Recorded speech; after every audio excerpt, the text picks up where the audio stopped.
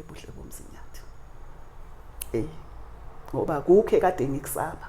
Imali yami wayithatha ngim-accuse. Bangibizileke lapho ngaya ngoba vele imali uyithathile. Mangifika lapha ebuhle bomzinyathi yebo ke basibiza ukuthi asingene. Sakhuluma ke washo ke baqala ngaye ukuthi wena ovula icala yisho ukuthi uthini. Washo ukuthi uthini ke mina ngiyam-accuse ngemali yami ukuthi uthatha imali. Ngabatshela ukuthi angim-accuse imali wayithatha. Usho ukuthi ubulungisa ngizange ngibithole kulo oyibiza ngenkosi. Ngoba ngeke ngithi inkosi. Uyibiza ngenkosi akasinkosi. Uyibiza ngokuthi uxazulula ama-case abantu engakwazi ukuthi abaxazulule. Wabuza ukuthi mama uchazekeke uthini. Ngamtshela ngathi imali wayithatha lo mntwana. Angima-accuse wayithatha imali yami engango 30,000. Why uthi wayithatha? Ngithi yebo wayithatha imali engango 30,000. Athi ngangikusho yena lo mfana athi wawuyibeke phi imali? Ngithi imali ngangifake ewardrobe. Athi ngithi mama imali isewardrobe. Ngithi bhuti asizwane. Ngithi imali ngangifake ewardrobe. Athi nganiyasho ukuthi imali isewardrobe.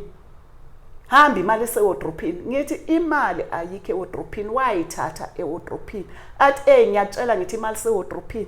Wangiphendula esinye isilima. Engazi ukuthi esinjani leso silima ukuthi ngizothi imali ilahlekile ayikho ewardrobe angitshela ukuthi yena imali isewardrobe.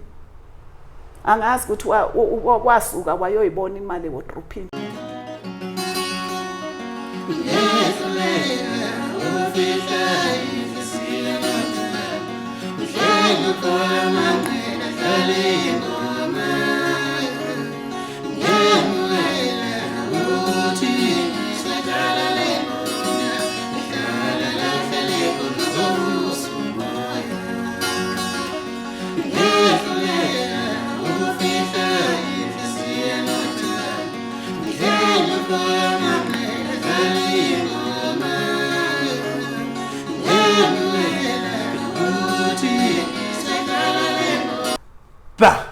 Mbukele Perfect TV lapha emakhaya. Ngiyanimukela igama uShepard wamanqele ngidabuka phansi kwahlabisa empembeni la ngibuya khona.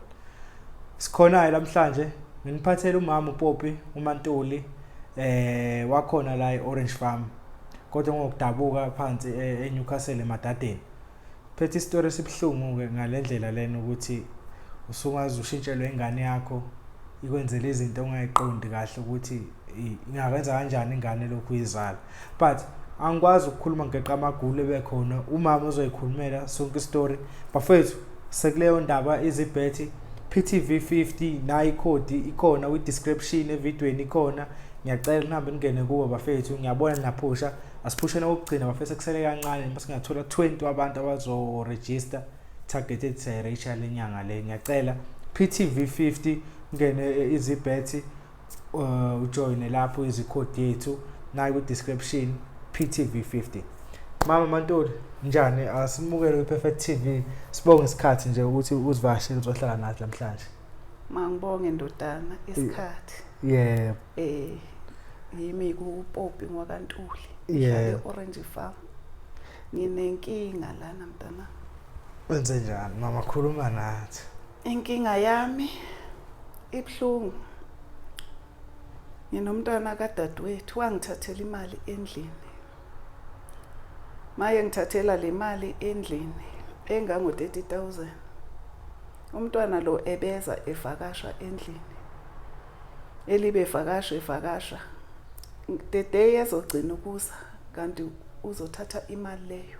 Ngoba ukugcina kwakhe ukuyithatha imali angasezi ke endlini. Uyenze lento ngo 2022 ngoSeptember inyanga kwakuSeptember. Ngiyaphuma ngiyenkonzweni. Mangibuye enkonzweni ngimthola kasekho sekahambile. Sekabuyele eSoweto lapha ehlala khona. Ngingaboni ngalelo langa. KwakuyiSunday angibonanga ngeSunday ukuthi imali ilahlekile. Ngoba ngangingabhekanga kusimali engiyisebenzayo imali egade izimo ezithize endlini. Kuhambe isikhathi ngilibe ngingaboni ukuthi imali ayisekho endlini. Kuphele isikhathi Imali ngize ngayibona ngoDisemba ukuthi ayikho endlini. Eyithathe nini yena? Eyithathe ngoSeptember 2022. Ngize ngiyibona ngoDisemba uba akusimali kade ngidlalela kuyo, imali egade izimo eziphuthumayo. Imali ayisekho endlini. Hawu. Imali ayikho endlini. Kanjani kwenzakalani? Hayi ngibuze lo wami umntwana engihlala naye ukuthi hayibo. Kwenzeka inkinga so ngilahlekelwe imali la endlini. Ukuphi uba la endlini ayikho imali ngilahlekelwe imali. Hayi mama ngileka sisi wami ngizobuya bengigadela usisi wami ngizobuya sizoyikhuluma mase ngifike endlini. Mayefika umntwana sengiyamchazela ukuthi hayibo kulahleka imali la endlini celi. Imali yami iphi? Hayi mama imali angiyazi. Hayi mama imali angiyazi. Bese ngithi mina hayi ubani ade la endlini? Nenze njani obade kunguwe noMbali ade la endlini? Hayi uMbali uye wahamba wayeSoweto. Manje imali hayi angazi ukuthi kwenzakaleni ngemali. Hayi ngithulekeke. Hayi ngivele ngishaywe yilokhu ngayi heart attack. Kuphakame konke ukufa okusegazini okungakuphakamela. Mawunenkinga ngigule ngingakwazi kwenza ngenxa yale mali elahlekile. Awu bese ngihamba ngiyokuzwa ukuthi kwenzakaleni ngemali. Ngibe ngigula ngiya ebantwini. Sengiyahamba ngiya kulaba ababonayo. Ngiyobuza ukuthi kwenzakaleni. Hayi abantu bafike basho nje ukuthi hayi imali ithathwa umntanakho. Onjena. Awu ithathwa umntanami yebo. Hayi ngiphume kuloyo muntu loyo. Ngiphinde ngiye komunye ngihambiswa ngomunye futhi komunye. Bafike basho ukuthi hayi imali ithathwa uMbali. Uselapho mama. Why uhlala nemali engaka endlini? Imali igade amabanga ngiyabolekisa ngemali ibuye nenzalo. Ngumama ubolekisayo ngemali ibuye nenzalo. Sengiyabona. Makunenkinga ke ekhaya sisenabazali ekhaya. Makunenkinga ekhaya maybe khona ilunga lomndeni eliswelakalayo. Ngiyaye ngithathe kuyo ngiyophuthuma ekhaya. Ngoba ngeke kumele ngiyosebenza umsebenzi odinga imali. Ebhenki angeke banginike imali engako ngesikhathi esisodwa and mabezonginika imali ebhenki bayayitaxa ngithi. Yiko nginemali ebheke amabanga aphuthumayo endlini. Okay, sigcine usuhamba umuntu wesibili nomuntu wesibili uyasho ukuthi uMbali uyathatha imali. Nomuntu wesibili wafike washaya lapho washo wathi uMbali uthathe imali. Ngaqhubeka futhi ngaya komunye khona ubaba oseSpraight View obaba uNkosi odumile nje lapha eSpraight View. Mangikhuluma ngeSpraight View abantu abaningi bayamazi loyo baba. Ngahamba ngaya khona ngiyokuzwa nakuye ngithathwa ngomunye untombazane kwaSelihayi wangisa kuloyo baba. Mangifika kuloyo baba naye wangihlolela mayehlola wafike washo wathi uMbali. Umntanakho uye oyithathile imali uMbali. Ngahamba ngaya ngixoxa nomunye sengiyakomunye futhi kowes4. Ngamxoxela le story semali loyo bhuti. Wangitshela lo bhuti wathi ngicela mama ungiphe iWhatsApp yakho. Mina ngoba ngibuye eMaputo. Ngizothi mangise eMaputo ngixhumanise nomunye ubaba engimaziyo naye osebenzayo. Ngabantu abanenkinga hayi nangempela ubaba loyo ahamba eMaputo. Mayefika eMaputo abese eya kulo baba bese siyakhulumisana. Maye khuluma lo baba angichazele nje athi umuntu othatha imali uMbalenhle ngubani ambize njengegama athi uMbalenhle nguba othathe imali kubo boyi4 ke labantu ndodana engihambe kubo angeke ngithi ukhona oshaya ngaphandle ngoba nesenzo engizoze ngisikholela ukuthi bonke labantu bakhulume into eyiqiniso ngoba since athatha imali yami akaphindanga wesa endlini uMbali. Wena wakamfonela emva lapho kulahleka imali wambuza? Angizange ngimfonele ngoba ngaba nokumangala okukhulu ukuthi angaze angibulale ngiphila umntwana ngingamenzanga lutho ngoba kwenze njani. Ngadinga ukuthi ake ngiphole. Mase ngipholile maybe ngizowathola amandla ukuthi ngibhekane naye. Ngabatshela abanye ngangibatshela abomndeni ukuthi ungenzeni lo mntwana uyabona. Kepha ngisadingana ukuthi ngiphole oba ngingaphole emoyeni. Ngabe ngagula kakhulu ayikancane. Angisadinga amandla ukuthi ngithola amandla okuphakama ngikwazi ukuthi ngibhekane naye. And then mawuqala uthola amandla ubona ukuthi impilo yakhe ibuyele esimeni wamzama efonini khona indlela wayizama ukuthi nixhumane. Angizange ngixhumane naye ngoba angizange ngisaxhumana naye ngoba wathi maye lokhu ngamase ngitholile ukuthi imali uyitholile wangilibe ngingakatholi ukuthi imali ilahlekile endlini ngangilibe ngimfonola ngifuna ukwazi ukuthi hayi uya njani ngempilo uya njani ngempilo analoko okuthuka maye bamba ifoni hawu ma ngithi hayi ngibuza impilo uya njani ngempilo nomntwana hayi noma ngimfonela nangelinye langa hawu abe nokuthuka nje ukuthuka ubona ukuthi hayi ukhona something emthusayo angikho aware mina ukuthi wenzeni endlini oba ngaboni ngemali ngibuza ukuthi uya njani nomntwana hayi ku right si right mama hayi okay ngithula akasezi ngaloyo mzuzu ke endlini akasezi nje totally ke Orange Farm since agcine ngaloyo September endlini bese kuthi nini sengitholile ukuthi uthathe le mali bese kuthi kule insuku kusondela kuzosondela unyuye sengiyazi ukuthi uthatha imali nangi sekathi uyangifonela angizange ngikhone ukuthi ngingakhuluma kahle naye wathi mayethi sawubona mama ngathi yebo hawu unjani ngathi ngiright ngayithulela kwaba ukugcina kwami ukukhuluma naye lapho ngoba ngeze ukuthi ngiyahluthuka ngangisafuna ukuphola ngoba kube ngaya kuye ngaloyo mzuzu ngithola ukuthi nguye othatha imali kwangeke kulunge manje ngangifuna ukuthi ngiye ngikhulumisane naye sengipholile emoyeni nawo nokugula sekwehlile uba konke kukhuphukile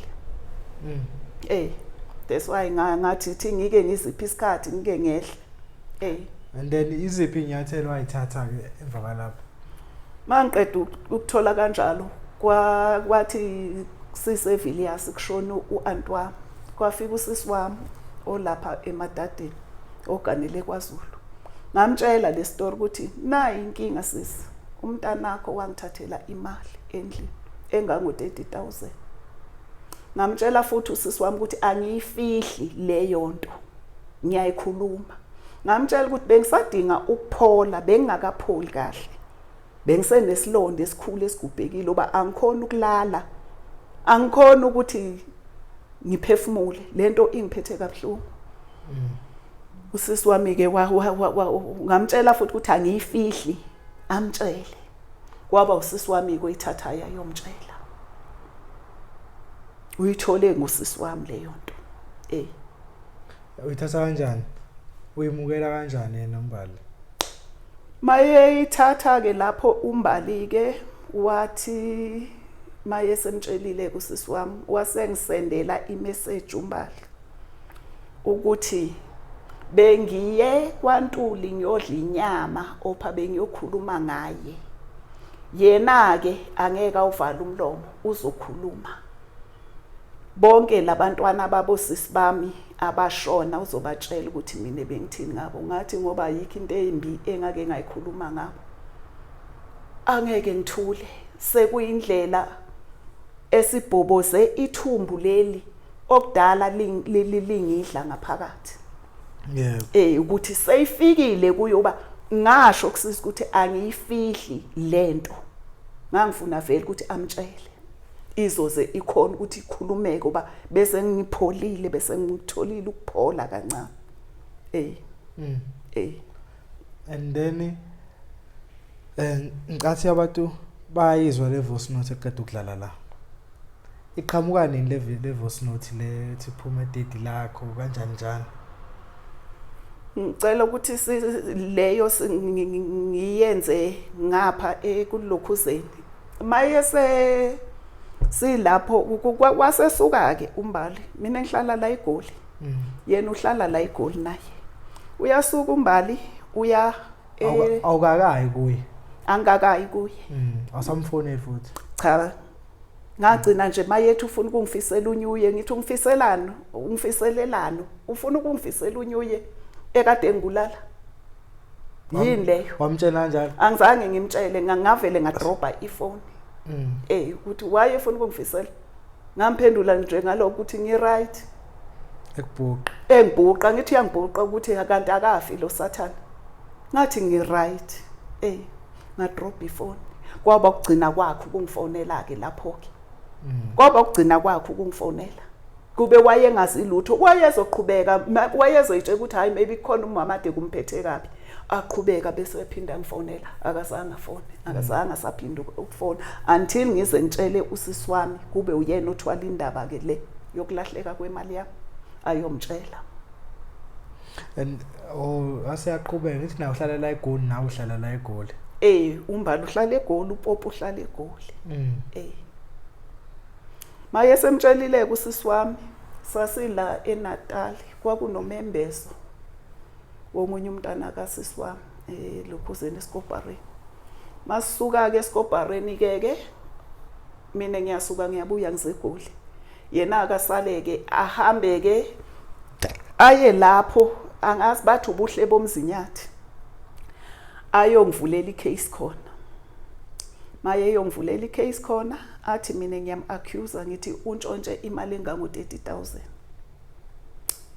hayi ke bangifonele bangifonele kanti kwakungenagesi ifoni icishile ngithi mase ngithole bangangitholi mabe ngifonela lapho ebuhle bomzinyathi kuthi mase ngivule ifoni ngakusasa bese ngithola lelo imessage leyo eshiwe yilabantu basebuhle bomzinyathi bese ngiyafona ke ngifonela lo kade le number leyo hayi bese ngithola intombazane bese yayiphendula uthi hayi mama ngifona ngila ebuhle bomzinyathi uyamazi umbalenhle ngubani ngithi yebo ngiyamazi athi umbalenhle ngubani ebela izolo ezokuvulela icase ukuthi wena ngiyam-accuse ngemali engango 30,000 ngiyitshela intombazane ngithi cha angim-accuse imali wayithatha ibese intombazane iyasho ukuthi mama sicela ukuthi uze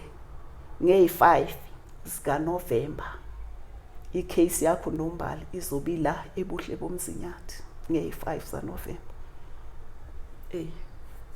yona usiphathele nencwadi nginiphathela incwadi leyo eshoyo ukuthi ngabizwa ebuhle bomzinyathi athi ngibona nayo incwadi ngaya awumingekho clear kodwa ifundeka kanje ithini enkantolo yomkhandlu omkhosi 1 Zikode Bhungane uKhathide ehlezi eLeka Water angazi uma ngibiza kahle kwisifunda nkantolo saseMadadeni ummangalelwa uPopi Ntuli uyazisa ukuthi uzovela enkantolo ebhalwe ngaphezulu futhi uza nofakazi uma unayo waya nofakazi angiyanga ngonofakazi ngobani nge-5 November 2024 ngo-9 uzophendula esimangalweni sikaMbalenhle Ntuli ngubani ummangali uhlala eMadadeni ummangali uhlala la eGoli eDobsonville kodwa la sekuthi uhlala eMadadeni ngingadidwa yiloko uhlala la eDobsonville Garden Number 6 ufuna lokhu udaba lwemali engango 30,000 Khathide Traditional Council osizweni yona ziyafana yiyo leyo engane le yafana lena ayifanile engayicela ukuthi mina ngizoqhubeka necala sazokhuluma ngayo ke yebo and then uye enkantolo yenkosi lapha ngokukhulu ukuyithoba ngaya enkantolo yenkosi ngoba ngibiziwe intombazane yangifonela yangitshela ukuthi ngiyafuneka lapho enkantolo ngayitshela ukuthi ayikho inkinga ngizoza enkantolo nangempela ke ngilindeleke ukuthi kuzoze kufike lezo yi5 umbala bese ngilethela incwadi le kwakuyi-Saturday mayezoyiletha mina kumele ngiye ngelo kwakuyi-Saturday mayeletha incwadi kumele ngiye enkantolo nge-5 mina kusho ukuthi enkantolo ngangiya kwakuzoba kwakuyini mangaphosisi i5 zazi Tuesday kumele ngiye enkantoreni ungilethele incwadi kuyi-Saturday. Saturday yangisuke ngekho eJardini. Ngisuke ngikuma piece job wami. Awaziyo naye layo ma piece job. Ehlala kwami obabi ebehlala kwami uyazi ukuthi ama Saturday yangikho. Angikho endlini ngima piece job wami. Waletha ke incwadi leyo wathola umntanami ocele wayishiya kucela incwadi. Njengoba ke sengiya ke eNewcastle ngifonelwe intombazane engakayilethi incwadi. Incwadi eNewcastle bamnikeza ngelokhu wayovula lapha ngicela ungibhekele idate le ayeyivule ngayo. Uyi5 day 5 November. Kwangase i5 la avula ngayo. Ibhaliwe nayo. Abhaliwe date. Okay kusho ukuthi incwadi wayivula bamnikeza lencwadi mangaphosisi kwakula koyilo koyi 20 something opha koyi 30 koyi 30 wayiletha yena la ngomgqibelo kusho ukuthi ngomgqibelo zazingakhe zazi 3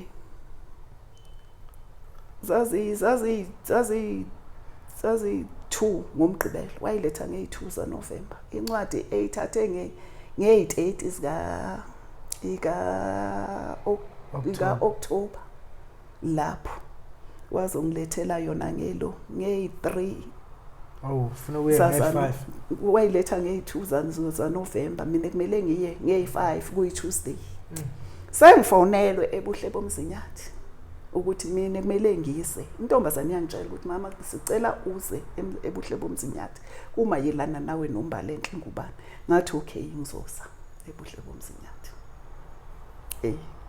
ngoba kukhe kade ngikusaba imali yami wayithatha ngim-accuse bangibizileke lapho ngaya ngoba vele imali uyithathile mangifika lapha ebuhle bomzinyathi yebo ke basibiza ukuthi asingene sakhuluma ke washo ke baqala ngaye ukuthi wena ovula icala yisho ukuthi uthini washo ukuthi uthini ke mina ngiyam-accuse ngemali yami ukuthi uthatha imali ngabatshela ukuthi angim-accuse imali wayithatha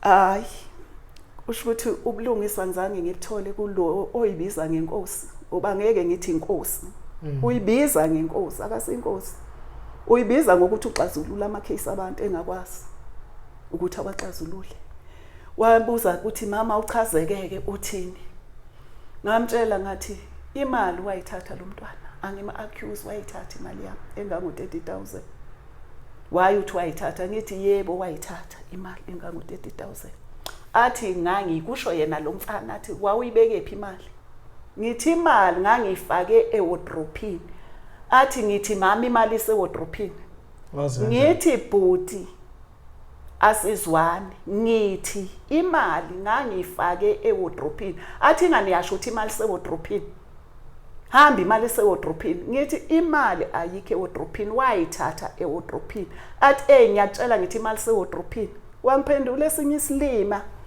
engazi ukuthi esinjani leso silima ukuthi ngizothi imali ilahlekile ayikho ewardrobe angitshela ukuthi yena imali isewardrobe angazi ukuthi wasuka wayoyibona imali ewardrobe loyo nkosi ukuthathela lapho uthi wardrobe wena angimazi oba uyangibuza ukuthi imali mama wawuyibekephi ngiyamtshela ngithi imali ngangiyibeke ewardrobe lapho ethathe khona ewardrobe isethinini lama choice assorted wayithatha khona ewardrobe athi hamba imali isewardrobe ulombala esahlala kini emzini wakho ubazi ukuthi imali uyibeka ebazi obangikhiye ekamereni la ebazi bayazi bonke abahlale kwami bayazi ukuthi imali lapha ihlala endlini and then why uthi lapha wafica umuntu oyizibiza ngenkosi akayena inkosi the way acte ngakhona uye wa-actisa okungasikwenkosi oba uze wantshela nokuthi ngizofa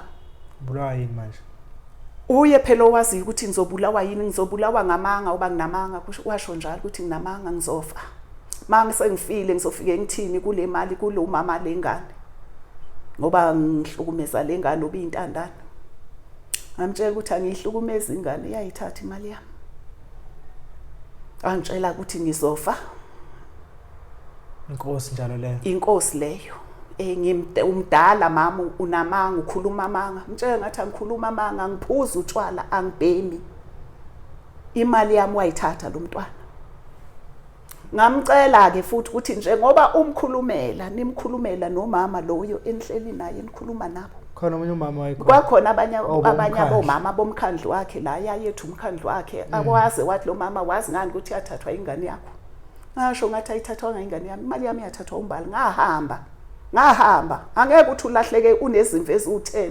kulahleka imvu yakho eyodwa uhlale ngahamba ngoba kwakuyimali yami leyo engigadile nabantwana bami endlini leyo mali ngahamba ngathola futhi ukuthi ithathwe nguye bonke labantu abayi4 babengeke bakhuluma amanga ngamcela ke yena lo Nkosi Ndini othi uyinkosi ngabacela kuloyo mkhandlu wabo ngathi ngicela kwenziwe i-lie detector test uzobona ukuthi mina mama nginamanga opha umntwana uneqiniso ngicela kuyiwe ku-lie detector test njengomuntu phela othetha amacala abantu okumele ayazi i-lie detector test ukuthi iyini yenzani ebantwini okumele ubaxazulule kungaze kuphume isidumbu ngamcela ukuthi ngicela kwenziwe i-lie detector test wangiphendula umfana Ndini lo wathi angeke uyenze lento lana hamba leGoli ngeke uyenze lento la leyo nto uyoyenza wedwa le ukhulumele nomlungu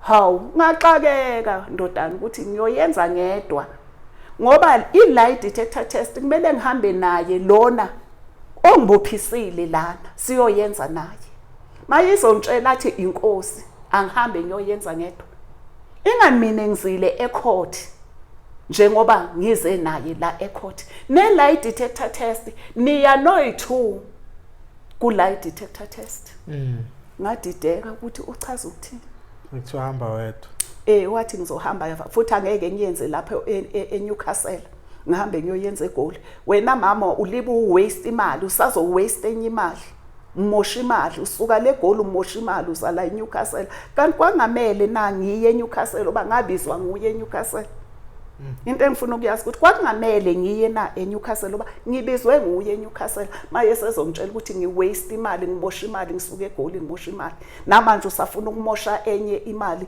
ngokuthi uwenze leyo lie detector test i-lie detector test yiyo le engiyicelayo ukuthi yenziwe uba ngiyisukeli lengane ukuthi ayithatha imali ngiyayicela i-lie detector test mayethi ngizoyoyenza ngedwa uyangidida njengomuntu ophethe incwadi ye-constitution yase South Africa ukuthi uyayazi na ukuthi iminishani lencwadi ayiphethe lo bhuti uyayazi nangazophakamisa incwadi yokuthi yena uphethe i-constitution yase South Africa ebengazi ukuthi ichaza ukuthini yiphakamisa incwadi ulandele umthetho obhaliwe phakathi lapho encwadini ukuthi na umthetho uye ngokweqiniso ungasayidi mina ngasho noma ngimtshela udadewethu ukuthi umntana lo ngithathini imali ngasho ngathi angifuni umuntu asayide nami angifuni usayide nobani ngifuna ube neutral ube phakathi nendawo ulandele okuyiqiniso njengoba ngicela ukuthi kwenziwe i-lie detector test ngifuna okuyiqiniso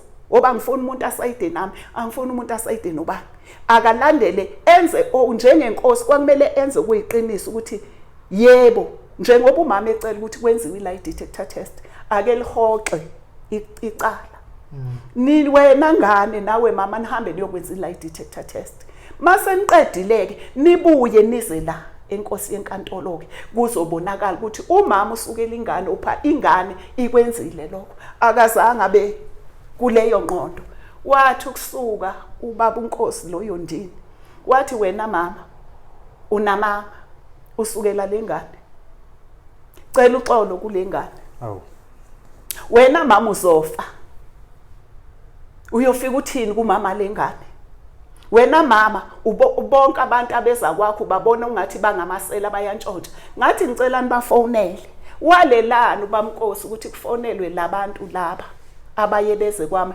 ingane lenethi ngabantshontshisa walelana oba wabiza igama lomntana kithi imali yami eyayithathwa umngani wakhe umntana kithi eyokuqala engango 3000 yathathwa umngani wentombazane yakithi engangihlala nayo wabala le ntombazane yakithi wabala ubhuti wami wabala omunye umuntu akasisi wami owashona ngathi ubhuti wami uyaphila akafonelwe naye lo ncane udadewethu akafonelwe uyaphila bala ukubafonela babalelana ukubafonela kanti baneqiniso bathetha amacala ngokweqiniso and yangiphatha kabuhlungu leyo nto ngaphendula isilimo ngathi ngiyisidakwa isiyoyoyo lesidojwe lapha estradini angaze ngaba isiyoyoyo siyo angaze ngaphuza futhi utshwala angaze ngabhema bengqoka 44 ngehlile ngqoka 36 ngoba nginale nkinga nginale stress sale mali mangiya ebantwini okuthiwa bazomthetho bazongitshela ukuthi nginamanga bengabutholanga ubufakazi balenkosi ingitshela ukuthi imali isewardrophini angazi ukuthi yaye endlini yami ayobheka imali ewardrophini ngayishiye ewardrophini imali ngaya eNatal ngangeke ngiwaste 1000 rand ngiyehla ngiya eNatal kule imali ezingekho kulesikhathi ngibe nginamanga walelani ngabuya ke lapho ngacela incwadi le ncwadi le yesibili ke ndodana yile engayicela kubo ke le yesibili yile engayicela kubo nayi ile iyo le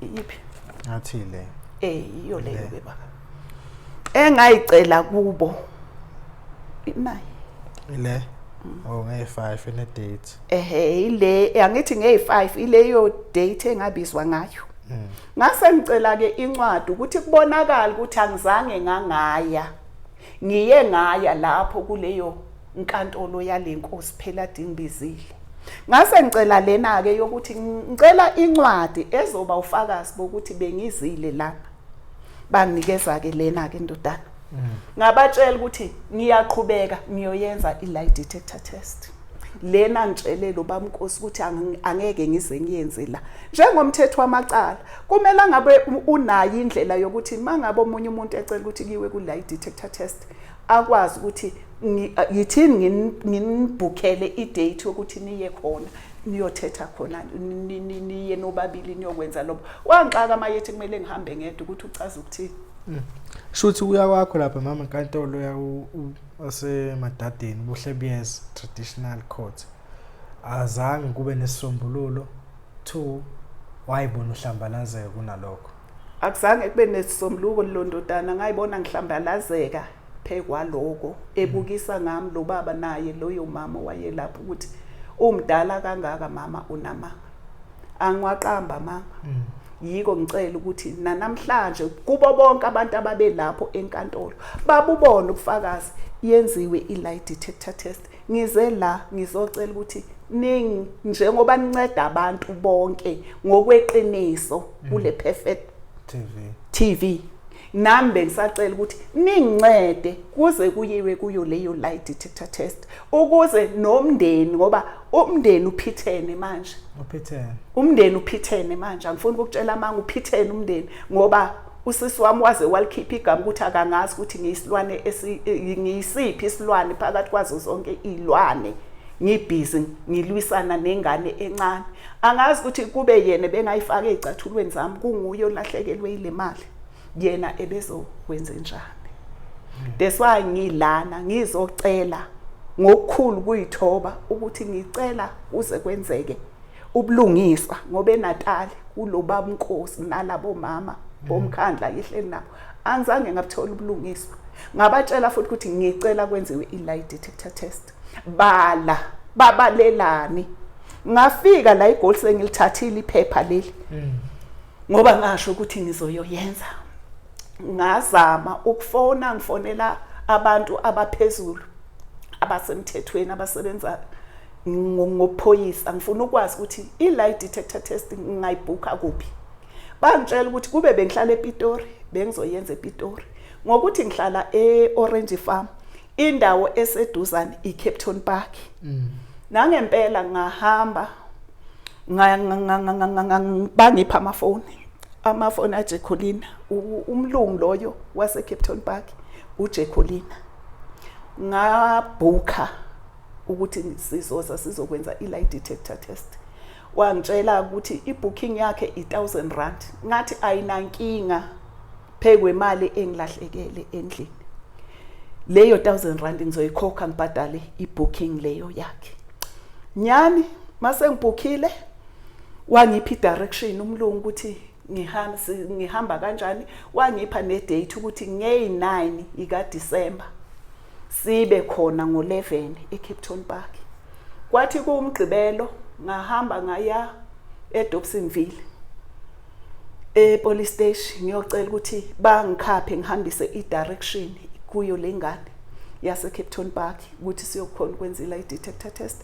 Mangifike eDobsonville bathi iDobsonville ayisebenzi neDobsonville Garden, angihambe ngiye eSnake Park.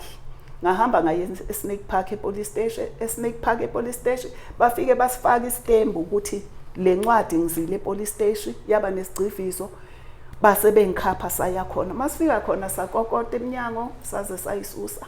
Mangicela ema next door ukuthi ngicela ukushiya incwadi, bathe ema next door mama ngeke ukwazi ukuyishiya incwadi la ngoba lo muzi uke waba nezikandali. Lo muzi ube nezikandali kude kudayiswa umuzi lo, kudayisela omunye umama umuzi ngobugebengu. Manje incwadi mama ngeke sikwazi ukuyithatha, sicela ukuthi uyifake ngaphansi komnyango. Ngayifaka incwadi ngaphansi komnyango. Ngathi mangiqeda ke ukufaka incwadi ngaphansi komnyango, mangihamba ke mangifika endlini ngacela omunye umama oba amafoni wethu thina endlini wayese wablockile umbali singasakhona ukufonela nana. Ngathi mangilokhu mama ngisengihamba ngacela omunye umama ngamupha amanamba ukuthi ngicela angifonise. Ngimtshela ukuthi bengazanga ngobubi namaphoyisa, bengize mayelana nencwadi engangiyithathe ebuhle bomzinyathi bokuthi mina ngiqhubeka necala ukuthi kuyiwa ku lie detector test. Manje ngoba ungavulanga bengikulethele nayi incwadi ngiyifake phansi komnyango. Hayi okay, mangimfonela I drop ifone. Bese ngithi ngakusasa ngithathi ngimenzele ivoice note. Mangimenzele ivoice note ngakusasa ngimtshela ukuthi Mbali bengilapho ngihamba namaphoyisa bengizokutshela ukuthi kusasa ngoba kuyiMonday ngo9 ngo11 siyafuneka eCapton Park siyokwenza i-lie detector test. Impendulo angiphendula ngayo ngicela uyibheke la ku WhatsApp mntana. Eyona le. Lapho kunduduzo. Nduduzo.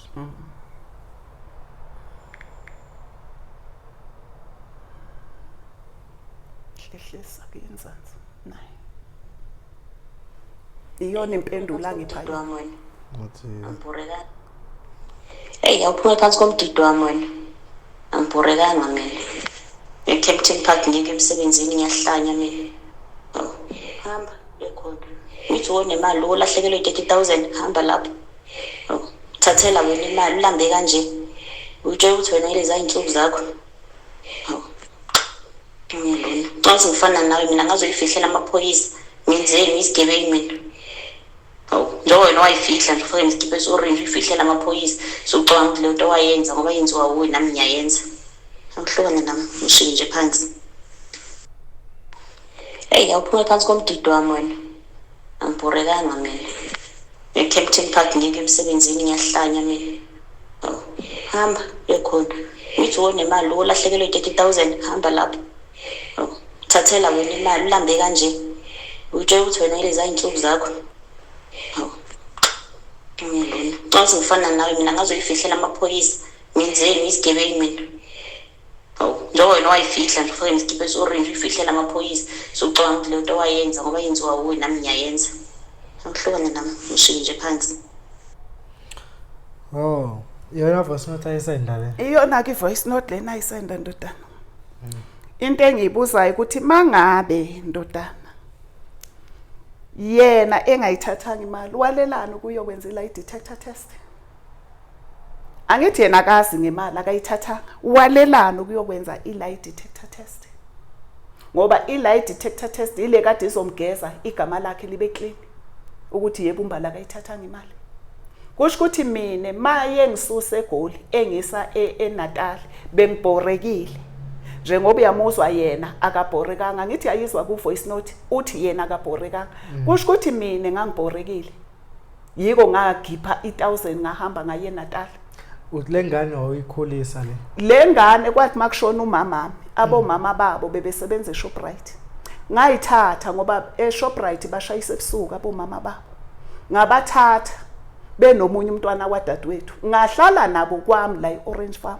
bakhula la kwami Orange Farm.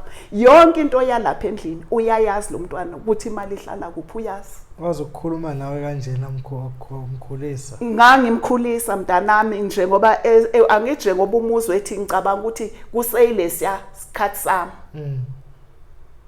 Kanti leso sikhathi sami namhlanje sisasekhona. Lokho enganginako lesikhathi ngibakhulisa namhlanje kusasekhona.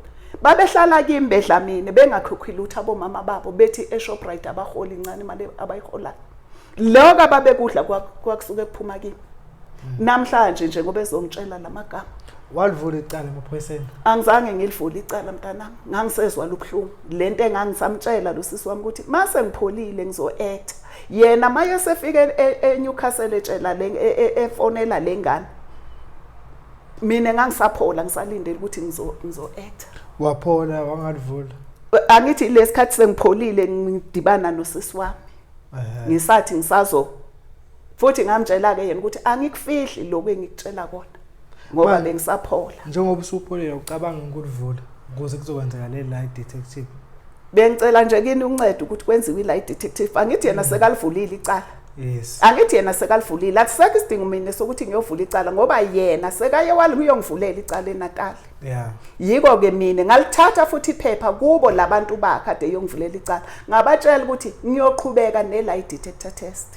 Yes. Asikho isidingo sokuthi ngisamele ngiyolivula ngoba yena ngithi sekalivulile. Mina sengiqhubeka lapho yena ahambe khona ngithi nali iphepha elichazayo ukuthi kade ngibophisile nali iphepha engalithatha ngathi ngizoqhubeka ngalo ukuthi kukhona kwenzeka i lie detector test. Bafowethu lapha emakhaya nangu umama Mantulu unenkinga. Ufuna ubulungiso ukugeza igama lakhe naye ekhululeke. Ubeqoka size 44 manje uqoka size 36 okukhombisa khona ukuthi lento im-affect kangakanani. So into edinga umama mawuthi ukhona lapha ekhaya unolwazi ukuthi singenza njani ukuze senze le lie detector test. I-lie detector test engenza njani ukuze kwenzeke yona. Mawunolwazi lapha ekhaya nayi number yami escreenini sicela ungishayela and then soxhumana nomama sibe nesisombululo because ekugcineni ukuthi umama usisumbali gcine kube khona into eyenzakalayo noma megeza igama lakhe because manje sekubuye ngathi umama unamanga nisho nayo inkosi yakhona ubuhle bomzinyana aze yasho lokho phambi kwabantu ukuthi hayi wena mama mosha imali unamanga. So ufuna ukugeza igama lakhe. Bafethu yini into esingayenza njengamanje? Siyafuna ukuyenza nayi into evele solution la i-lie detective iyona ezokwenzeka igeza igama. Unolwazi xazululani bafethu uma mxayekile 30,000 angiyona imali encane mawubuka isimo somnotho njengamanje.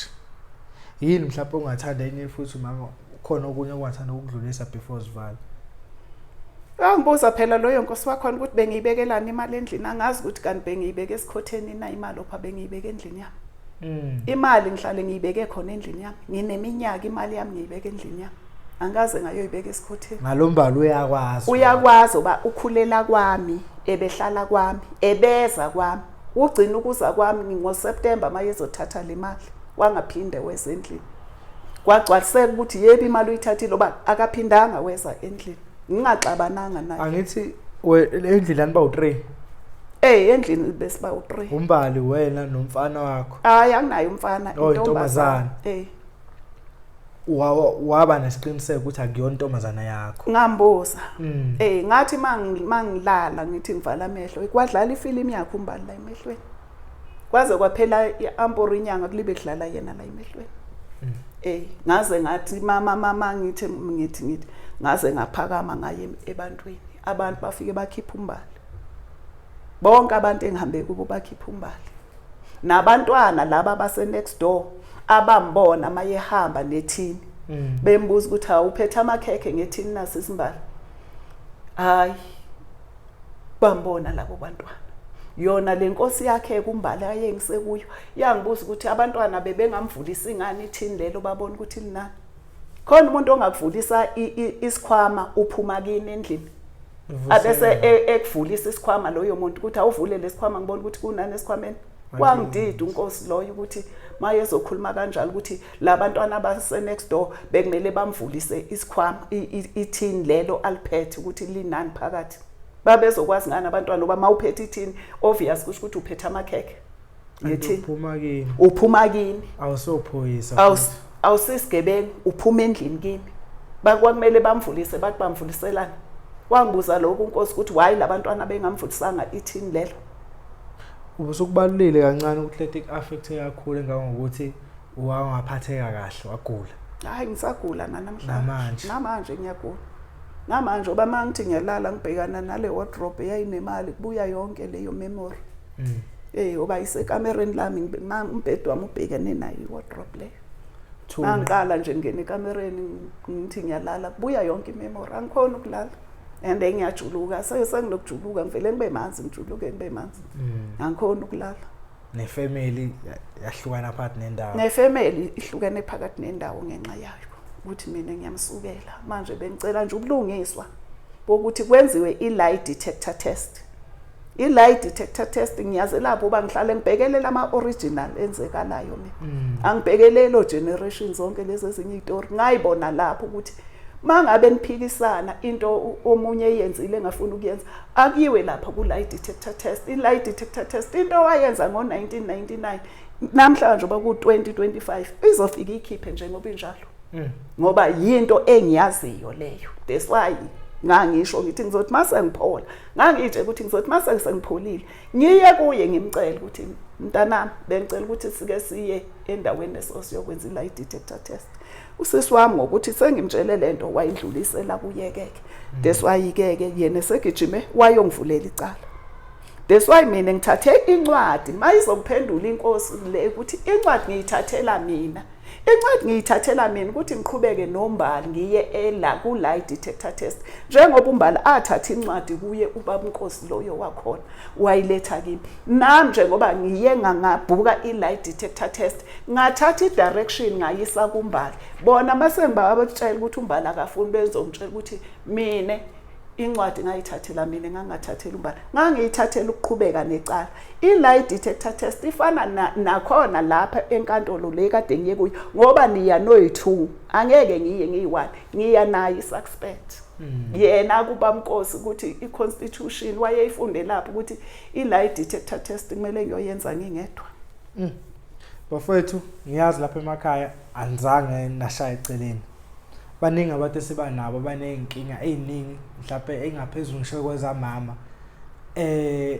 nexazulula nayenza iplan bafethu bangi-inboxa niyafona nibe nesisombululo nibasiza abafowethu sengingabaqala nomama ngiyazi anibenzele abantu bafika la ekhaya phansi ngiyacela bafowethu ningithinte nayi number escreenini 07939 46084 ePerfect TV number ngiyokhuluma nomama inamba esishiya la eyami ePerfect TV uzothola ithimba lethu esisebenza nalo asikwazi ukushare mama for security reason uzofona lapho sekuthola sekufona abanye abantu bezoyithuwela umama athi ngcono mozothuka mina nginankinga nalokho ngijwayele so bafethu ngiyacela asibe neplan somhlanganisa kanjani umama nombali behambe bekwa Jacqueline lapha neCaptain Park beyokwenza i-lie detecting test kube nesisombululo bafethu iPerfect TV umama Mantuli ngiyazi nizoyenza isombululo sekhona icode PTV50 EasyBet ngene khona kuyawinwa ke modlala ngale code cela sihlangane kuma comment section cela sibe nesisombululo kumama ngiyanazi ke bafethu ithi Perfect TV until next time.